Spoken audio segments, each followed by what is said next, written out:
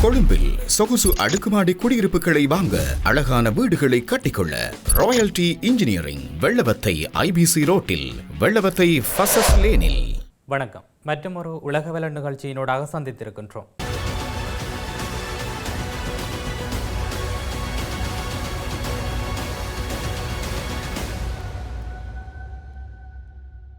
மத்திய கிழக்கில் America Iran பதட்டம் தற்காலிகமாக குறைந்துள்ளதாக தகவல்கள் வெளியாகியுள்ள போதிலும் அப்பகுதியில் நிலைமை இன்னும் முழுமையாக சீரடையவில்லை.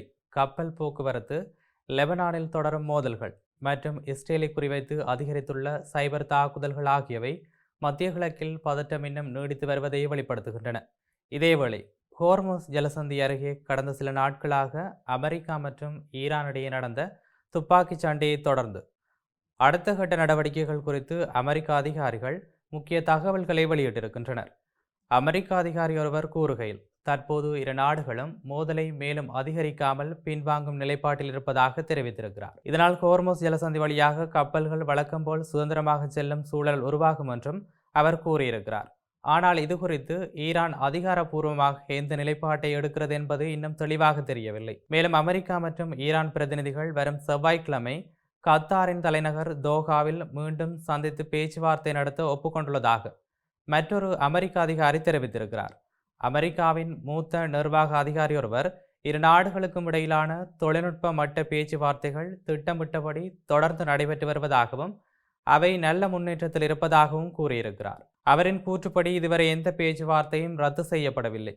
சுவிட்சர்லாந்தில் நடைபெற்ற சமீபத்திய சந்திப்புக்கு பிறகு இருதரப்பும் மோதல்களை தவிர்க்கும் நடைமுறைகளை அமல்படுத்த தொடங்கியுள்ளன. இந்த மாத தொடக்கத்தில் அமெரிக்காவும் ஈரானும் கையெழுத்திட்ட புரிந்துணர்வு ஒப்பந்தத்தில் ஹோர்முஸ் ஜலசந்தி வழியாக கப்பல் போக்குவரத்தை மீண்டும் சீராக நடத்துவது, ஈரான் மீது விதிக்கப்பட்டுள்ள சில நிதி கட்டுப்பாடுகளை தளர்த்துவது மற்றும் ஈரானின் அணுசக்தி திட்டம் தொடர்பாக தொடர்ந்து பேச்சுவார்த்தை நடத்துவது உள்ளிட்ட விடயங்கள் இடம்பெற்றுள்ளன. மேலும் இறுதி ஒப்பந்தத்தை எட்டுவதற்காக இரு நாடுகளுக்கும் 60 நாட்கள் கால அவகாசம் வழங்கப்பட்டிருக்கிறது. இதேவேளை அமெரிக்காவுக்கும் ஈரானுக்கும் இடையே ஒப்பந்தம் கையெழுத்தானாலும் ஹோர்முஸ் ஜலசந்தி வழியாக எந்த பாதையில் பயணிப்பது என்பது குறித்து கப்பல் நிறுவனங்கள் இன்னும் குழப்பத்தில் இருக்கின்றன. இந்த மாத தொடக்கத்தில் கையெழுத்தான அமெரிக்கா ஈரான் ஒப்பந்தத்தில் ஹோர்முஸ் ஜலசந்தி வழியாக வர்த்தக கப்பல்கள் பாதுகாப்பாக செல்ல தேவையான ஏற்பாடுகளை ஈரான் மேற்கொள்ளும் என்று குறிப்பிடப்பட்டுள்ளது. ஆனால் ஜலசந்தியை மீண்டும் திறப்பது என்பது அதன் மீதான தனது கட்டுப்பாட்டை ஈரான் கைவிடுவதாக அர்த்தமல்ல. ஒப்பந்தத்தில் இடம்பெற்றுள்ள ஒரு பிரிவின்படி ஹோர்முஸ் ஜலசந்தி எதிர்கால நிர்வாகம் குறித்து ஈரானும் ஓமானும் இணைந்து செயற்பட உள்ளதாக கூறப்பட்டுள்ளது. இதன் மூலம் அந்த நீர்வழி நிர்வாகத்தில் ஈரானுக்கு முக்கிய பங்கு கிடைக்கும் என கருதப்படுகிறது. தற்போது ஹோர்முஸ் ஜலசந்தியில் கப்பல்கள் செல்ல 3 முக்கிய பாதைகள் பயன்படுத்தப்படுகின்றன. ஒன்று ஓமான் கடற்பரப்பு வழியாக செல்லும் தெற்கு பாதை, மற்றொன்று போருக்கு முன்பு பயன்படுத்தப்பட்ட நடுப்பாதை, மூன்றாவது பாதை ஈரான் கட்டுப்பாட்டில் உள்ள வடக்கு பகுதி வழியாக அமைந்திருக்கிறது. இதுவரை கிடைத்துள்ள தகவல்களின்படி பெரும்பாலான கப்பல் நிறுவனங்கள் ஓமான் வழியாக செல்லும் தெற்கு பாதையை அதிகம் தேர்வு செய்து வருகின்றன.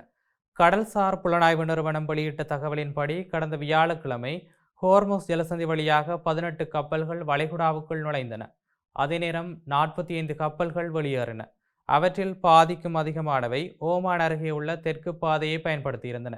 இதேவேளை ஹோர்முஸ் ஜலசந்தி வழியாக நடைபெறும் கப்பல் போக்குவரத்து போர் தொடங்குவதற்கு முன்பிருந்த அளவுடன் ஒப்பிடும் போது இன்னும் மிகவும் குறைவாக இருப்பதாக புதிய தரவுகள் தெரிவிக்கின்றன. உலகளாவிய கப்பல் போக்குவரத்தை கண்காணிக்கும் கேப்லர் நிறுவனத்தின் தகவலின்படி கடந்த வியாழக்கிழமை முதல் இதுவரை ஹோர்முஸ் ஜலசந்தி வழியாக மொத்தம் 124 சரக்கு கப்பல்கள் மட்டுமே பயணித்திருக்கின்றன. போருக்கு முன்பு ஒரே நாளில் 100க்கும் மேற்பட்ட கப்பல்கள் இந்த ஜலசந்தியை கடந்து சென்றன. ஆனால் தற்போது 4 நாட்களில் கடந்த கப்பல்களின் எண்ணிக்கை அப்போது ஒரு நாளில் கடந்த அளவுக்கு மட்டுமே சமமாக இருக்கின்றது. கேப்லரின் கண்காணிப்பில் எண்ணெய் டேங்கர்கள், உலர் சரக்கு கப்பல்கள், திரவமாக்கப்பட்ட இயற்கை எரிவாயு மற்றும் திரவமாக்கப்பட்ட பெட்ரோலிய எரிவாயு கப்பல்கள் இடம்பெற்றுள்ளன. எனினும் சரக்கு கொள்கலன் கப்பல்கள் இதில் சேர்க்கப்படவில்லை. உலகின் எண்ணெய் மற்றும் விநியோகத்தில் சுமார் 20% ஹோர்முஸ் ஜலசந்தி வழியாகவே நடைபெறுவதால் அங்கு ஏற்பட்டுள்ள பதற்றம் உலக வர்த்தகத்தையும் எரிசக்தி சந்தையையும் பாதித்துள்ளது. சமீப நாட்களில் ஹோர்முஸ் ஜலசந்தி அருகே அமெரிக்காவுக்கும் ஈரானுக்கும் இடையே துப்பாக்கிச் சண்டை நடைபெற்றதுடன் வளைகுடா நாடுகளில் உள்ள அமெரிக்க இராணுவ தளங்களும் தாக்குதலுக்கு இலக்காகின. இதையடுத்து கப்பல் சுதந்திரமாக பயணிக்கலாம் என்று ட்ரம்ப் நிர்வாக அதிகாரி ஒருவர் தெரிவித்திருந்தாலும் ஜலசந்தி பகுதியில் இன்னும் பதற்றம் சூழல் நீடிக்கிறது. இதனால் வர்த்தக கப்பல் நிறுவனங்களும் கப்பல்களில் பணியாற்றும் ஊழியர்களும் பாதுகாப்பு மற்றும் பயண நிச்சயமின்மை காரணமாக தொடர்ந்து கவலைக்கிடமான சூழலை எதிர்கொண்டு வருகின்றனர். இதேவேளை அமெரிக்கா ஈரான் ஒப்பந்தம் கையெழுத்தான சில நாட்களுக்கு பிறகும் தெற்கு லெபனானில் இஸ்ரேலிய படைகளுக்கும் ஈரான் ஆதரவு பெற்ற ஹிஸ்புல்லா அமைப்பினருக்கும் இடையிலான மோதல்கள் தொடர்ந்து வருகின்றன. இஸ்ரேலிய ராணுவம் வெளியிட்ட தகவலின்படி தெற்கு லெபனானின் நபாத்தியா மற்றும் மைஃபாதூன் பகுதிகளில் இருந்த ஹிஸ்புல்லாவின் 3 கட்டளை மையங்கள் மீது ஞாயிற்றுக்கிழமை வான்வழி தாக்குதல் நடத்தப்பட்டது. மேலும் ஹிஸ்புல்லா பயன்படுத்திய ஏவுகணை ஏவுதளமும் தாக்கப்பட்டு செயலிழக்க செய்யப்பட்டதாக இஸ்ரேல் தெரிவித்திருக்கிறது. இதற்கு பதிலளித்த ஹிஸ்புல்லா நபாத்தியா மற்றும் மைஃபாதூன் பகுதிகளில் உள்ள குடியிருப்பு கட்டிடங்கள் மீதும் இஸ்ரேல் தாக்குதல் நடத்தியதாக குற்றம் சாட்டியது. அத்துடன் இந்த தாக்குதல்கள் போர் நிறுத்த ஒப்பந்தத்தை வெளிப்படையாக மீறுவதாகவும் ஹிஸ்புல்லா தெரிவித்திருக்கிறது. கடந்த வெள்ளிக்கிழமை வாஷிங்டனில் கையெழுத்தான ஒப்பந்தம் இரு தரப்புக்கும் இடையிலான பதற்றத்தை குறைக்கும் முதல் கட்ட நடவடிக்கையாக கருதப்படுகிறது. அந்த ஒப்பந்தத்தின்படி தெற்கு லெபனானில் உள்ள 2 பகுதிகளில் இருந்தும் இஸ்ரேல் தனது படைகளை படிப்படியாக திரும்ப பெற ஒப்புக்கொண்டது. ஆனால் ஒப்பந்தம் கையெழுத்தான 2 நாட்களிலேயே தெற்கு லெபனானில் இராணுவ நடவடிக்கைகளை தொடர இஸ்ரேல் அனுமதி வழங்கியுள்ளதாக தகவல்கள் தெரிவிக்கின்றன. இதற்கிடையில் அமெரிக்காவுடன் எட்டப்பட்டுள்ள இறுதி ஒப்பந்தத்தின் ஒரு பகுதியாக லெபனானில் இருந்து இஸ்ரேலிய படைகள் முழுமையாக வெளியேற வேண்டும் என்பதே ஈரானின் முக்கிய கோரிக்கையாக இருப்பதாகவும் கூறப்படுகிறது. இது இப்படி இருக்க ஈரானுக்கு எதிராக அமெரிக்கா மற்றும் இஸ்ரேல் மேற்கொண்ட போர் நடவடிக்கைகள் தொடங்கியதிலிருந்து இஸ்ரேலை குறிவைத்து நடத்தப்படும் சைபர் தாக்குதல்கள் கணிசமாக அதிகரித்துள்ளதாக இஸ்ரேல் தெரிவித்திருக்கிறது. இந்த தகவலை இஸ்ரேலின் தேசிய சைபர் பாதுகாப்பு பிரிவின் இயக்குனர் ஜெனரல் ஜோசி கராடி தெரிவித்துள்ளார்.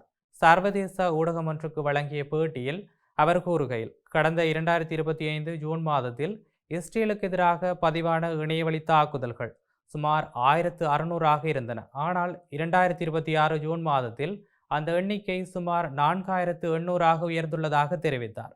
மேலும் சில ஹேக்கர் குழுக்கள் மிகவும் திறமையாக செயற்படுவதாகவும் அவர்களின் தாக்குதல்களை எதிர்கொள்ளும் திறன் இருந்தாலும் அவற்றை அலட்சியமாக எடுத்துக்கொள்ள முடியாது என்றும் அவர் கூறியிருக்கிறார்.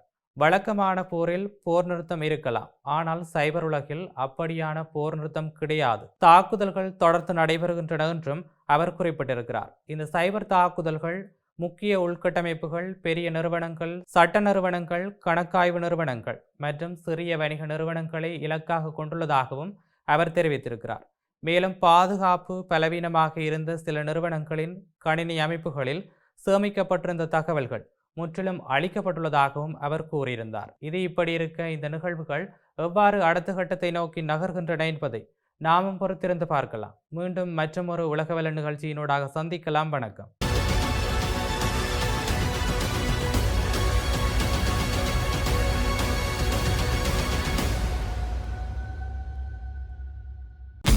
கொழும்பில் சொகுசு அடுக்குமாடி குடியிருப்புகளை வாங்க, அழகான வீடுகளை கட்டிக்கொள்ள ராயல்டி இன்ஜினியரிங் வெள்ளவத்தை IBC ரோட்டில், வெள்ளவத்தை ஃபசஸ் லேனில்.